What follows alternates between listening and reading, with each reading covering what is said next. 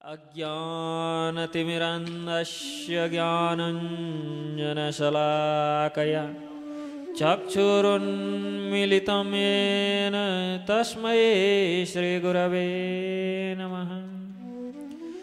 श्रीचैतन्यमनोभीष्टं स्थापितं येन भूतले स्वयं रूपकदा मह्यं ददाति स्वपदान्तिकम्। वन्देऽहं श्रीगुरो श्रीयुतपदकमलं श्रीगुरुन् वैष्णवांश्च श्रीरूपं साग्रजातं सहगणरघुनाथान्वितं तं सजीवं साद्वैतं सावधूतं परिजनसहितं कृष्णचैतन्यदेवं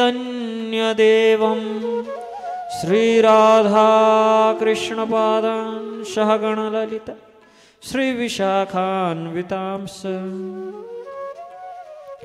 नमो विष्णुपादाय कृष्णप्रेष्ठाय भूतले श्रीमते गोपालकृष्ण गोस्वामिनीति नामिने। नमो विष्णुपादाय कृष्णप्रेष्ठाय भूतले श्रीमते भक्तिवेदांत स्वामिनीति नामिने। नमस्ते सरस्वती देवे गौरवाणी प्रचारिणे निर्विशेष शून्यवादी पाश्चात्य देशतारिणे। नमो विष्णुपादाय कृष्णप्रेष्ठाय भूतले श्रीमते भक्तिसिद्धान्त सरस्वती इति नामिने। श्रीवार्षभानवी देवी दयिताय कृपाब्धये कृष्ण संबंध विज्ञान दायिने प्रभवे नमः। माधुर्योज्ज्वल प्रेमाढ्य श्रीरूपानुगभक्तिद श्रीगौर करुणा शक्ति विग्रहाय नमोस्तुते। नमस्ते गौरवाणी श्री मूर्तये दिनतारिणी रूपानुग विरुद्धाप सिद्धांत ध्वंतहारिणे। नमो गौरकिशोराय साक्षात् वैराग्यमूर्तये विप्रलम्बरशाम्बोदे पादम्बुजायते नमः। नमो भक्तिविनोदाय सच्चिदानन्दनामिने गौरशक्तिस्वरूपाय रूपानुगवरायते। गौराविर्भावभूमेस्त्वं निर्दिष्टा सजना प्रिय वैष्णव सार्वभौम श्री जगन्नाथायते नमः। वाञ्छाकल्पतरुभ्यश्च कृपा सिन्धुभ्य एव च पतितानां पावनेभ्यो वैष्णवेभ्यो नमो नमः। नमो महवदन्याय कृष्ण प्रेम प्रदायते कृष्णाय कृष्ण चैतन्य नामिने गौरतुषे नमः। नित्यानन्दमहं वन्दे कर्णे लम्बितकुण्डलं चैतन्याग्राजरूपेण पवित्रीकृतभूतलम्। नीलाचलनिवासाय नित्याय परमात्मने बलभद्र सुभद्राभ्यां जगन्नाथाय ते नमः। उग्रं वीरं महाविष्णुं ज्वालन्तं सर्वतोमुखं नृसिंहं भीषणं भद्रं मृत्युर्मृत्युं नमाम्यहम्। पंचतत्वात्मकं कृष्ण भक्तरूपस्वरूपकं भक्तावतार भक्ताख्यं नमामि भक्तशक्तिकं। हे कृष्ण करुणा सिंधो दीनबंधो जगत्पते गोपेश गोपिका कांत राधा कांत नमोस्तुते। जयतां सुरतौ पंगुर मम मंदमतेर्गते मत्सर्वस्वपदाम्भोजौ राधा मदन मोहनो। दिव्याद्वृन्दरण्यकल्पद्रुमाद श्रीमद्रत्नागारः सिंहासनस्थौ श्रीमद्राधा श्रीलगोविन्ददेवौ पृष्ठालिविषेभ्य मनोस्मरामि। श्रीमान् रासरसारम्भी वंशीवटतटस्थित कर्षणवेणुर्षुनैर्गोपे गोपीनाथ श्रियस्तु नः। तप्त कांचन गौरांगी राधे वृंदावनेश्वरी वृषभानुसुते देवे प्रणमामि हरिप्रिये। जय श्री कृष्ण चैतन्य प्रभु नित्यानंद श्री अद्वैत गदाधर श्रीवासादि गौर भक्त वृंद। हरे कृष्ण कृष्ण कृष्ण हरे हरे हरे राम राम राम हरे हरे। हरे कृष्ण। शिक्षा गुरु श्री श्रीमद गौर कृष्ण गोस्वामी महाराज, श्री श्रीमद राधा गोविंद गोस्वामी महाराज। दीक्षा गुरु श्री श्रीमद गोपाल कृष्ण गोस्वामी महाराज। अंतर्राष्ट्रीय कृष्ण भावना अमृत संघ संस्थापक आचार्य अभय चरणार वृंद भक्ति वेदांत स्वामी श्रील प्रभुपाद। परम गुरुदेव भक्ति सिद्धांत सरस्वती ठाकुर गोस्वामी पाद महाराज। साक्षात वैराग्य मूर्ति श्रील गौर किशोर दास बाबाजी महाराज। सच्चिदानंद श्रील भक्ति विनोद ठाकुर। वैष्णव सार्वभौम श्रील जगन्नाथ दास बाबाजी महाराज। श्री रूप श्री सनातन भट्ट रघुनाथ श्री जीव गोपाल भट्ट दास रघुनाथ षड गोस्वामी प्रभुपाद महाराज एवं अखिल ब्रह्मांड विश्वनायक श्रीपति राधा सर्वेश्वर भगवान श्री कृष्ण चंद्र का श्री चरण को वंदन गर्दै स्मरण गर्दै उन्हीं भगवान श्री कृष्ण को प्रसन्नता हेतु आयोजित इस रामकृष्ण इस पशुपति महासत्संग महोत्सव में देव टेलिभिजन एवं विभिन्न सामाजिक सञ्जालबाट प्रत्यक्ष रूप में हामीलाई श्रवण गरिरहनुभएका सम्पूर्ण भक्त भागवतहरूलाई हार्दिक स्वागत गर्न चाहन्छु, हार्दिक नमन गर्न चाहन्छु। हामी श्रीमद् भगवत गीता अन्तर्गत विगत 6 दिनदेखि भगवानका श्रीमद्बाट निश्रित दिव्य वाणी श्रवण गरिरहेका छौँ। भगवान कृष्ण एवं अर्जुन बीच महाभारतको युद्धको समयमा भएको संवादको श्रवण गरिरहेका छौँ र हिजोको सत्रमा हामीले भगवान कृष्णले विहाय कामान य सर्वां पुमां चरितिः निस्पृह निर्ममो निरहङ्कारः स शान्तिम् अधिगच्छति आदि पदहरूद्वारा अर्जुनलाई इन्द्रिय तृप्तिका सबै चाहनाहरू जसले त्यागेको छ, जो इच्छाहरूबाट मुक्त छ र जसले सम्पूर्ण रूपमा ममतालाई त्यागेको छ, जो अहङ्कार शून्य छ त्यस्तो व्यक्तिले अध्यात्म मार्गको उच्चतम स्तर पार गर्न सक्छ, जुन स्थितिमा सम्पूर्ण प्रकारका मोहहरू नष्ट हुन्छन्। जीवनको अन्तकालमै पनि यदि कसैले भगवानको नामप्रति निष्ठा प्राप्त गर्यो भने, जीवनको अन्तकालमै पनि यदि कसैले भगवान नाममा निष्ठा प्राप्त गर्यो, यदि कसैमा सम्पूर्ण प्रकारका कामनाहरू त्याग्न सक्ने स्थिति प्राप्त गर्यो भने त्यस्तो व्यक्तिले अवश्य पनि ब्रह्म निर्वाण मृच्छति, भगवत धाम प्राप्ति गर्छ।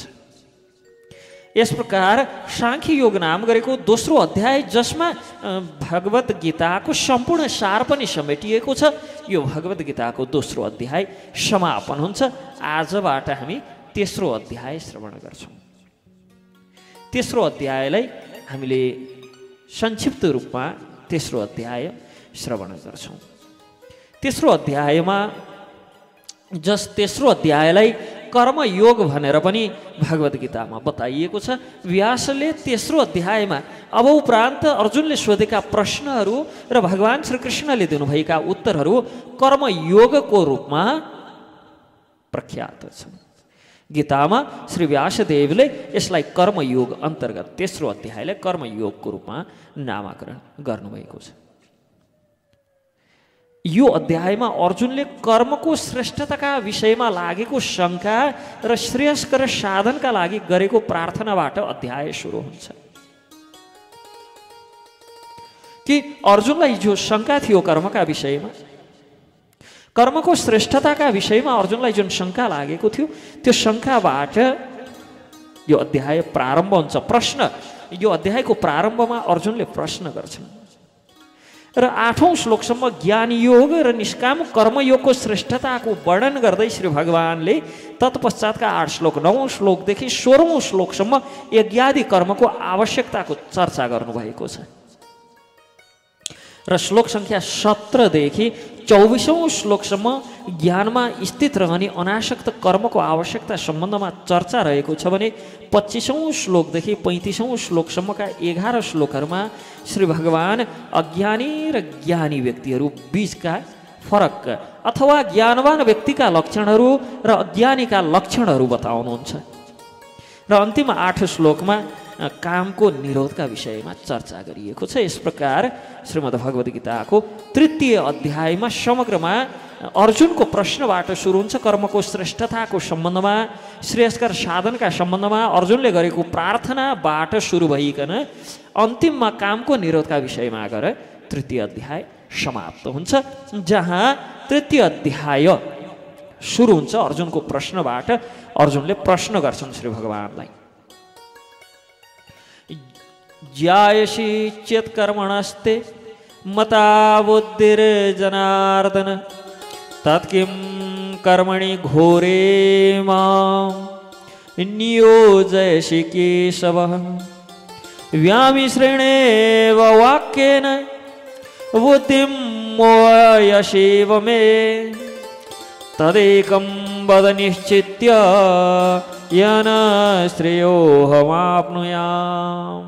अर्जुनले प्रश्न गर्छन्, हे भगवान, हे जनार्दन, हे केशव, हे मुरारी, हजुरका विचारमा यदि सकाम कर्मभन्दा बुद्धि योग ठुलो हो भने ज्यायसी चेत् कर्मणस्ते मता बुद्धिर्जनार्दन, हे जनार्दन, यदि कर्मभन्दा ज्ञान उच्च हो भने मलाई किन यो भयङ्कर युद्ध कार्यमा लगाउन चाहनुहुन्छ? व्यामी श्रेणीमा वाक्यन, यो अनेक प्रकारका अनेक मिश्रित अर्थ लाग्ने खालका हजुरका उपदेशहरूद्वारा, वचनहरूद्वारा बुद्धि मोह शिवमे, मेरो त बुद्धि झन् अलमलियो। भगवानले दोस्रो अध्यायमा यत्रो धेरै सुनाउनु भयो, तेस्रो अध्यायको सुरुमा आएर अर्जुन के भन्छन्, हजुरले सुनाउनु त भयो, मैले सुने पनि, तर म त झन् अलमल्ली, मेरो बुद्धि त झन् भ्रमित भयो, झन् पो अलमल्ली, म त के गर्ने के नगर्ने मैले त झन् भेद पाउन सकिनँ, मैले त छुट्याउनै सकिनँ झन् के गर्ने हो के नगर्ने हो। मलाई त्यसैले तदेकम वद निश्चित्य, निश्चित गरेर भन्नुहोस्, भन्नुहोस् भगवान, के भन्नुहोस्, येन श्रेयोऽहमाप्नुयाम्, सबैभन्दा श्रेय के छ, मेरो सबैभन्दा हित के गर्नाले हुन्छ, मलाई त्यस विषयमा प्रश्न पार्नुहोस्। यो अध्यायको यी 2 श्लोकमा, प्रथम 2 श्लोकमा अर्जुनले भगवानलाई प्रश्न गर्छन्। अर्जुनले आफ्नो मनमा उत्पन्न भएका भाव जुन छन् ती व्यक्त गरेका छन्। तपाईँ कहिले सकाम कर्मको विषयमा बताउनुहुन्छ, कहिले निष्काम कर्मका बारेमा बताउनुहुन्छ, कहिले ज्ञान योगका विषयमा बताउनुहुन्छ, कहिले योग आदि भक्तिका विषयमा बताउनुहुन्छ। अनेक प्रकारका चर्चा गर्नुहुन्छ। तपाईँका यी दुविधा युक्त वचनले मेरो मनलाई अलमल्याइरहेको छ। म त झन् अलमलमा परेँ। मैले के गर्नुपर्ने हो निश्चित गरेर बताउनुहोस्, किनभने मैले आफ्नो कर्तव्य कर्म के हुनुपर्ने हो, ठ्याक्कै मैले कर्तव्य के गर्नुपर्ने हो, मैले कस प्रकारको कर्म गर्नुपर्ने हो भन्ने सम्बन्धमा मैले निश्चित गर्न सकिरहेको छुइनँ। कर्तव्य कर्म पालन गर्दा मेरो हित हुने वा मैले हित कर्तव्य कर्म पालन गर्दाखेरि त्यो हित र त्यो कल्याणको मार्ग भेट्ने हुँ, अथवा मेरो कल्याण के गर्दाखेरि हुन्छ, ज्ञानको आश्रय लिँदा मेरो कल्याण हुने हो कि, यस प्रकार कुन हिसाबले मेरो कल्याण हुन्छ, मलाई कल्याणको वास्तविक साधन बताउनुहोस्। मेरो कल्याणप्रद साधन मेरा लागि के कल्याणप्रद छ निश्चय गरेर बताइदिनुहोस् भगवान। यहाँ मोहित मन अर्जुनले भगवानको सूक्ष्म र गहनतम उपदेशलाई विवेकपूर्ण ढङ्गले परम श्रेय प्राप्तिको सरल मार्ग ज्ञान हो वा कर्म हो भन्ने निश्चय गर्न सकेका छैनन्। यसकारण नम्र निवेदन गर्दैछन्, भगवान मलाई जे ठिक हुन्छ त्यही गराइदिनुहोस्। मलाई यो चाहियो, यो गर्न मन लाग्यो, यस्तो गर्न मन लाग्यो, मेरो विचारमा ज्ञान माथि होला अथवा मेरो विचारमा कर्म माथि होला, अथवा मेरो विचारमा यही नै साधन श्रेय होला, यस्तो मैले विचार गर्न सकिनँ। म विचार गर्न पनि चाहन्न भगवान। मलाई हजुरले नै मेरो कल्याणको श्रेय साधन बताइदिनुहोस्। अर्जुनलाई जीवनमा केवल धन सम्बन्धी उपार्जन होइन, परिग्रह न्याय आदिका लागि मात्र यो जीवन होइन भन्ने विषयमा त उनी निश्चिन्त थिए। उनलाई कुनै सन्देह नै थिएन यस विषयमा। जीवनको परम लक्ष्य भगवत प्राप्ति हो र भौतिक उन्नति केवल साधन हुन्, आफैमा साध्य होइनन्। हो, भौतिक उन्नति पनि गर्नुपर्छ, किनभने यिनी साधन हुन्। यी साधनमा टेकेर नै साध्यलाई प्राप्त गर्ने हो। तर भौतिक उपलब्धि आफैमा साध्य नभएका कारण जीवनको चरम लक्ष्य परम उद्देश्य केवल भौतिक साधनको संग्रह गर्नु, परिग्रह गर्नु मात्र होइन है भन्ने विषयमा त अर्जुन पहिले प्रष्ट थिए। त्यसैले अर्जुन यो परिस्थितिमा जीवनको लक्ष्य प्राप्ति गर्नका लागि कुन मार्ग अवलम्बन गर्दा बेस होला? जीवनको परम लक्ष्य त भगवत भक्ति नै हो, भागवत प्रेम नै हो। तर त्यो प्रेम प्राप्त गर्नका लागि कुन मार्गबाट सहजता होला त? यो अर्जुनलाई सहज र सरल मार्गको खोजी थियो। सहज र सरलतापूर्वक कल्याण कसरी होला भनेर निश्चयात्मक उत्तर चाहन्छन् यहाँ अर्जुन। अब यहाँ नाक यसरी समात्न नि मिल्छ, यसरी हात गुमाएर ल्याएर समात्न नि मिल्छ, यता टाङमुनिबाट हात छिराएर ल्याएर समात्न नि मिल्छ। तर सहज कुन हुन्छ त्यो हिसाबले समात्नु पर्यो, नाक समात्नु पर्यो भने। अर्जुन पनि यी सबै मार्ग तपाईँले बताउनु भयो भगवान, तर यी मध्येबाट सबभन्दा सजिलो मार्ग कुन छ? सबभन्दा सहज मार्ग कुन छ? मलाई सहज र सरल मार्ग निश्चित गरेर निश्चयात्मक उत्तर दिनुहोस्। र अब भगवान अर्जुनका तिनै प्रश्नको उत्तर स्वरूप यो व्यामी श्रेणीमा वाक्यन अर्थात् द्विविधा युक्त वचन पदको जवाफमा 2 प्रकारका मार्ग निष्ठा सम्बन्धमा चर्चा गर्नुहुन्छ श्री भगवानले। अर्जुनलाई अब कसरी हिँड्दा सहज होला, कसरी हिँड्दा सरल होला? किनभने मार्ग त कर्मयोगबाट पनि, भक्ति योगबाट पनि, ज्ञान योगबाट पनि, ध्यान योगबाट पनि प्राप्ति त उनै श्री भगवानलाई नै गर्ने हो। तर उनै श्री भगवानको प्राप्ति गर्दा गर्दै पनि कुन मार्ग सहज होला, कुन मार्ग सरल होला र छिटै भगवत प्राप्ति होला, छिटै उद्देश्य प्राप्ति होला? यस प्रकार अर्जुनको प्रश्नको उत्तर दिँदै भगवान श्री भगवान उवाच लोकेस्मिन् द्विविधा निष्ठा पुरा प्रोक्ता मया नग ज्ञानयोगेन संख्यानां कर्मयोगेन योगिनां।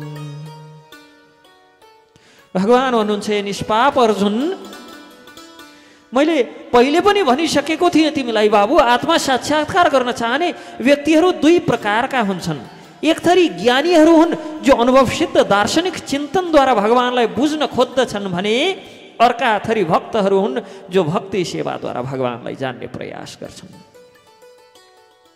यी दुवैको उद्देश्य त एउटै हुन्छ, आत्मा साक्षात्कार गर्नु, कसैको अहित नसोच्नु, कसैलाई खराब नसोच्नु, कसैको खराब नगर्नु, कसैको कुभलो नगर्नुबाट कर्मयोग प्रारम्भ हुन्छ। कि हामी कर्मयोगमा स्थित छौँ कि छैनौँ कसरी बुझ्ने? भन्न त भन्छौँ आफू त कर्मयोगी परियो भनेर, तर के बिहान झोला बोकेर काममा दौडनु वा बिहान पञ्चरो बोकेर दाउरा चिर्न हिँड्नु नै मात्र कर्मयोग हो? बिहानै फाइल बोकेर अफिस दौडनु मात्र कर्मयोग हो? कर्मयोग के हो? कहाँबाट प्रारम्भ हुन्छ कर्मयोग? कर्मयोगको प्रवेश बिन्दु, आरम्भ बिन्दु कहाँ हो? कहाँबाट अब कर्मयोग सुरु हुन्छ? भगवान भन्नुहुन्छ यहाँ कि कसैको अहित नसोच्नु, कसैलाई खराब नगर्नु, कसैको कुभलो नचिताउनु, यहाँबाट कर्मयोग प्रारम्भ हुन्छ। मलाई कुनै वस्तुको आवश्यकता छैन, केही गर्नु छैन, यो सत्यलाई स्वीकार गरे पछाडि ज्ञान सुरु हुन्छ, ज्ञान योग। कर्मयोग कहाँबाट सुरु हुँदो रहेछ? कसैको अहित नसोच्नु, कुभलो नगर्नु, कसैलाई खराब नगर्नु, कसैको खराब नसोच्नु, यहाँबाट कर्मयोग सुरु हुन्छ। र मलाई कुनै वस्तुको आवश्यकता छैन, मलाई केही गर्नु छैन, मेरा लागि केही गर्नु छैन, मलाई केही गर्नु छैनको अर्थ आजबाट कुम्भकर्ण जसरी सुतेर मात्र खान्छु यहाँबाट होइन। अर्थात् म स्वयंका लागि मैले केही गर्नु छैन, अर्थात् फलको आश राखेर मैले कुनै कर्म गर्नु छैन। कुनै कर्म गर्ने अधिकार त छ, तर फलको माथि मेरो अधिकार नभएका कारण फलप्रति मेरो कुनै आश, राग, द्वेष छैन। यहाँबाट ज्ञान योग सुरु हुन्छ। कर्मयोग र ज्ञानयोग यो दुवै निष्ठाहरू यही लोकमा हुने कारणले लौकिक हुन्, बुझ्नुपर्ने विषय। यिनका माध्यमबाट अलौकिक भगवत प्राप्ति गराउने मार्ग प्रशस्त गर्न सकिन्छ, तर आफैमा कर्मयोग र ज्ञान योग लौकिक नै हुन्, किनभने यी लोकमै हुने गर्छन्। यी दुवै कर्मयोगमा संसारको बाहुल्यता रहेको हुन्छ, किनभने कर्म गर्नका लागि त यही संसारमै केही न केही गर्नु पर्यो नि, यहाँभन्दा बाहिर त के गर्ने हो र? यही संसार, मतलब यो शरीर पनि एउटा संसार हो, किनभने पञ्चभौतिक तत्त्व हो, पञ्चभौतिक वस्तु हो। यसकारण यही संसारमा नै कर्मयोग जो छ, कर्मयोगको बाहुल्यता यो संसारमा रहेको हुन्छ भने ज्ञान योगमा जीवको बाहुल्यता रहेको हुन्छ, किनभने विचार गर्न लागिन्छ, चिन्तन गर्न लागिन्छ। संसार र जीवात्मा जो भगवत गीताको 15औं अध्यायमा प्रसङ्ग आउँछ, क्षर अक्षर आदि भनेर 15औं अध्यायमा भगवानले यी दुवै यही लोकमै विचरणशील रहेको कुरा सत्य, यो सत्यलाई प्रतिपादित गर्नुभएको छ। यसकारण ज्ञान र कर्म दुवै लौकिक निष्ठाहरू नै लौकिक रूपमै रहन्छ नि। जीव र जगतलाई महत्त्व दिएका हुनाले यी निष्ठा भौतिक निष्ठा हुन्। अर्थात् भौतिक निष्ठा भएदेखि अब यसले भगवत प्राप्ति गराउँदैन त? भगवत प्राप्ति त गराउँछ, तर के हुन्? यी भौतिक निष्ठाहरू हुन्। बडो श्रम लाग्छ, परिश्रम लाग्छ, किनभने भौतिक निष्ठाद्वारा भौतिकतालाई जितेर तब बल्ल त्यो अलौकिक विषयको चिन्तनमा पुग्नुपर्छ। यदि जीव र जगतको सम्बन्ध परमात्मासँग स्थापित गर्ने मार्ग अवलम्बन गर्ने हो भने केवल यी दुईटा भगवान निष्ठामा परिवर्तन हुन्छन्। ज्ञान योगका माध्यमद्वारा परमात्माको चिन्तन गर्न लागि हो भने, अथवा कर्म योगमै रहँदै पनि त्यो कर्मलाई भगवत सेवार्थ प्रयोग गरियो भने, यो दुईटा अवस्थामा अर्थात् हाम्रा सम्पूर्ण चाहे ज्ञानयोगमा अवस्थित हौँ चाहे हामी कर्मयोगमा अवस्थित हौँ, यदि भगवत प्राप्तिको मार्गमा यसलाई लगाउन सकिएन, त्यो मार्ग अवलम्बन गर्न सकिएन भने यी दुईटा भौतिक निष्ठा हुन्। तर यदि परमात्मासँगको सम्बन्धलाई पुनर्स्थापित गर्ने कार्यमा यी दुई निष्ठालाई लगाउने हो भने, ज्ञान निष्ठा र कर्म निष्ठालाई लगाउने हो भने यी निष्ठा भगवान निष्ठा हुन्छन्। अर्थात् यी दुवै नै भक्ति योगमा परिवर्तन हुन्छन्। बडो सहज छ। कर्मयोगी पनि भक्ति योगी बन्न सक्छ, ज्ञान योगी पनि भक्ति योगी बन्न सक्छ। तर चाहे कर्मयोगी होस् चाहे ज्ञान योगी होस्, यदि भगवान निष्ठाको मार्गलाई अवलम्बन गर्न सक्दैन भने यी निष्ठाहरू पनि भौतिक निष्ठा नै हुन्। हवन आदि कर्मका लागि वेदी बनाएर बसेर हवन गर्दै गर्दाखेरि श्री विष्णुको प्रसन्नता हेतु कर्म गर्छ भने न भगवान निष्ठा भयो। तर अन्य कुनै देवी देवतालाई प्रसन्न गराएर अनि भौतिक ऐश्वर्य प्राप्ति गर्ने इच्छा छ भनेदेखि त त्यो भौतिक निष्ठा नै त भयो। किन यो भौतिक वस्तु प्राप्तिका लागि गर्न त यज्ञ आदि हवन कार्य नै गरेको हो। तर निष्ठा चाहिँ भौतिक भइदियो। कर्मयोगमा अवस्थित हुँदा हुँदै पनि निष्ठा भौतिक भएका कारण, कर्मयोग भौतिक निष्ठाले ओतप्रोत भएका कारण भौतिक निष्ठाले अभिप्रेरित भए, भौतिक विषयले अभिप्रेरित भएका कारण त्यो भौतिक निष्ठा हुन गयो। लौकिक निष्ठामा साधकको आफ्नो प्रयासको अधिक महत्त्व रहने गर्छ। किनभने लौकिक निष्ठाका लागि त आफूले प्रयास गर्नु पर्यो नि। उदाहरणार्थ कोही छोराले नशा गर्नु पर्यो भने, सुर्ती खानु पर्यो भने, चुरोट पिउनु पर्यो भने गएर बालाई बा चुरोट किन्न पैसा दिनुहोस् भनेर माग्दैन नि, आफै मेहनत गर्छ। किन बाले दिन्न थाहा छ, परे गाला चड्काइदिन्छन्। दिन्छन् के दिन्छन् भन्ने कुरो, गाला चड्काउनु सक्छन्, पैसा त दिन्नन्। भनेपछि यो यदि यसरी नशा गर्नु पर्यो भनेदेखि मेहनत कसले गर्नु पर्दो रहेछ? आफै गर्नुपर्छ नि। त्यस्तै कर्मयोग र भौतिक ज्ञान योगमा के हुन्छ भने जबसम्म त्यसमा भौतिक निष्ठा रहिरहन्छ मेहनत आफैले गर्नुपर्छ। यदि भगवत प्राप्तिका लागि गर्ने भए पो भगवानले सहयोग गर्ने त। भगवानबाट टाढा हुन, आफ्नो स्वधर्मबाट टाढा हुनका लागि गर्ने कुरामा त अधिक महत्त्व आफ्नै श्रमको रहेको हुन्छ, आफ्नो प्रयासको अधिक महत्त्व रहेको हुन्छ।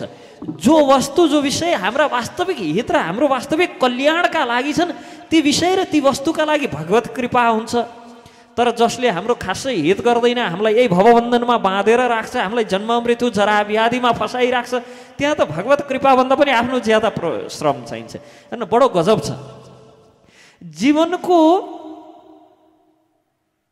सिद्ध गराउनका लागि, जीवनको वास्तविक लक्ष्य परमार्थ प्राप्त गर्नका लागि, भगवत प्राप्तिका लागि भगवानसँग प्रार्थना गरे पुग्छ। तर भगवानबाट विमुख हुन बडो मेहनत गर्नुपर्छ, बडो परिश्रम गर्नुपर्छ, आफैले परिश्रम गर्नुपर्छ। आफ्नै प्रयासको अधिक महत्त्व रहन्छ। साधनामा आफ्नो पुरुषार्थको विशेष भूमिकाको भान भइरहेको हुन्छ व्यक्तिलाई। तर जब साधकले भगवत शरणमा परेर अनासक्त भएर साधना गर्छ नि, त्यहाँ आफ्नो पुरुषार्थ अथवा म र मेरो जुन भाव रहन्छ त्यो भाव रहँदैन र त्यो भाव नरहना साथ हाम्रो निष्ठा अलौकिक हुन्छ।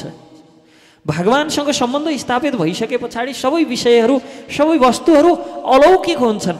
जबसम्म हाम्रो सम्बन्ध भगवानसँग स्थापित हुँदैन तबसम्म सबै कार्यहरू, सबै साधनाका साधनहरू पनि लौकिक हुन्छन्। चाहे ज्ञान योग होस् चाहे कर्म योग होस्, जबसम्म भगवानसँग जोडिन्नन् तबसम्म सामर्थ्य र पुरुषार्थ दुइटै आफैले गर्नुपर्छ। जब यी विषय भगवानसँग जोडिन लाग्छन्, भगवत कृपावश सहजतापूर्वक ती लौकिक हुन लाग्छन्, सहज हुन लाग्छ वातावरण। र के हुन्छ भने कुनै पनि विषय भगवानसँग नजोडिन्जेलसम्म, भगवानसँग सम्बन्ध स्थापित नभइन्जेलसम्म लौकिक हुने गर्छन्। अलौकिक हुनका लागि हरेक विषयको, हरेक वस्तुको सम्बन्ध भगवानसँग जोडिनुपर्छ। हामीले मन्दिरमा लिएर जाँदैछौँ सेलरोटी पकाएर, मन्दिरमा सेलरोटी पकाएर लिएर गइन्जेलसम्म कसैले बाटोमा के छ त्यहाँ भाँडामा यसो छोपेर लिएर गइरहेको बेलामा भाँडा के छ भनेर सोध्दा नि सेलरोटी छ, भगवान पशुपतिनाथलाई चढाउन लिएर गए भन्छौँ। अनि त्यो भगवानलाई नैवेद्य समर्पित गर्छौँ। अनि फर्केर आउँदा कसैले त्यहाँ के छ भाँडोमा भनेर सोध्यो भने के भन्छौँ? प्रसाद छ भन्छौँ। वस्तु उही हो नि, त्यही रोटी नै हो। तर लिएर जाँदै गर्दा भगवानसँग नजोडिन्जेल त्यसको अस्तित्व के का रूपमा थियो? सेलरोटीका रूपमा थियो, भौतिक पदार्थका रूपमा थियो, वस्तुको रूपमा थियो। त्यही वस्तु भगवानलाई समर्पित गरिएर लिएर आइयो, अर्थात् भगवानसँग त्यसको सम्बन्ध जोडियो। अब त्यही वस्तु केमा परिणत भयो? प्रसादमा परिणत भयो। त्यो सेलरोटी भइन्जेलसम्म अथवा त्यो मिश्रीको डल्लो भइन्जेलसम्म भैँमा झरो भनेदेखि छोड्दिन्छौँ। ए भैँमा झऱ्यो अब टिप्न उड्न भन्छौँ। त्यही वस्तु भगवानसँग सम्बन्धित भयो, अब भगवानलाई चढाएर ल्यायौँ, भैँमा झरो भने यसो टिपेर पुस्छौँ र खान्छौँ। ए प्रसाद हो, फाल्यो भने अपराध लाग्छ भन्छौँ। भने पछाडि कुनै पनि वस्तु, सो त सामान्य उदाहरण हो कि कुनै पनि वस्तु भगवानसँग सम्बन्धित भइसके पछाडि अलौकिक हुँदो रहेछ। जबसम्म भगवानसँग सम्बन्ध जोडिन्न तबसम्म त्यो अलौकिक भइरहेको छ।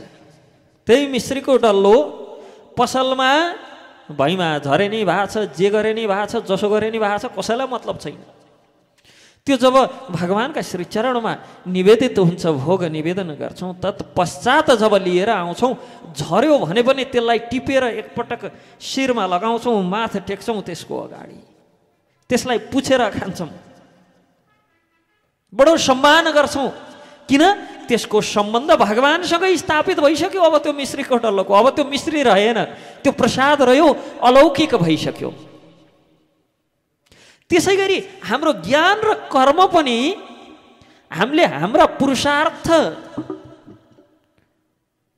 हाम्रो प्रयासद्वारा त्यसलाई योगमा परिणत गर्न त सक्छौँ, तर जबसम्म त्यो भगवत सेवार्थ प्रयोग हुन्न, भगवानको सेवामा जबसम्म हामीले त्यसलाई लगाउन सक्दैनौँ, भगवानसँग त्यसको जबसम्म हामीले त्यो ज्ञान र त्यो कर्मको सम्बन्ध जोड्न सक्दैनौँ, तबसम्म त्यो लौकिक नै रहन्छ, परलौकिक हुँदैन, अलौकिक हुँदैन।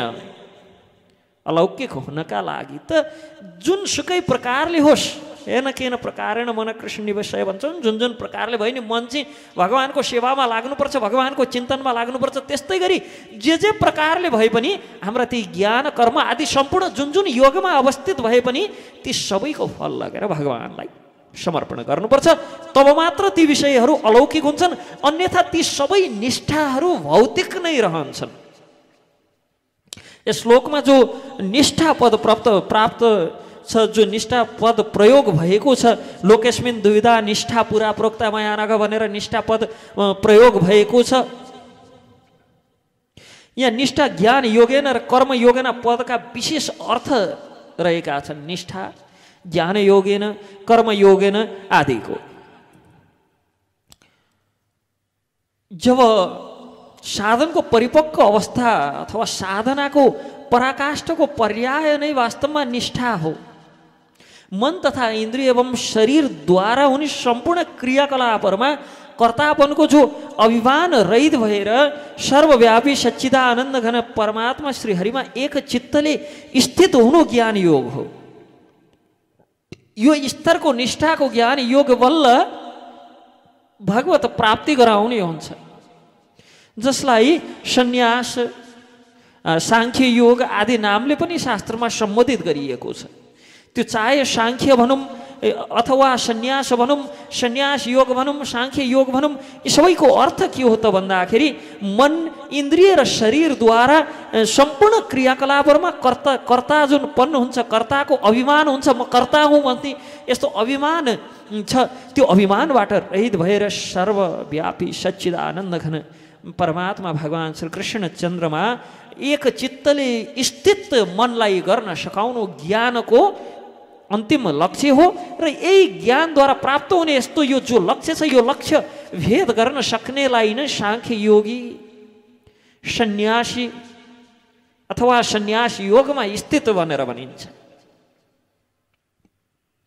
र फल र आसक्ति त्यागेर भगवत आज्ञा अनुसार केवल भगवत प्रसन्नार्थ, भगवानको प्रसन्नका लागि समत्व भावले गरिने निष्काम कर्महरू जुन छन् त्यो कर्मयोगको श्रेणीमा पर्छ।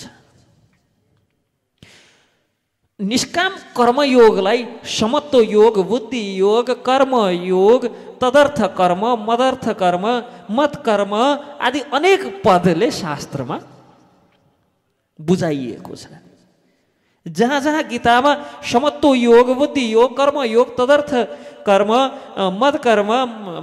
मदर्थ कर्म आदि भनेर यी पदहरू प्रयोग हुन्छ, ती स्थानहरूमा के भन्न खोजिएको छ भनेर हामीले बुझ्नुपर्छ त ती स्थानहरूमा कर्मयोगलाई निर्देशित गरिएको छ वा कर्मयोगको लक्षणहरू हुन् अथवा कर्मयोगका अनेक नामहरू हुन्। भने जहाँ सांख्य योग, सन्यास योग भनिएको छ ती स्थानहरू ज्ञान योग प्रधान अथवा ज्ञान योगका पर्यायहरू हुन्।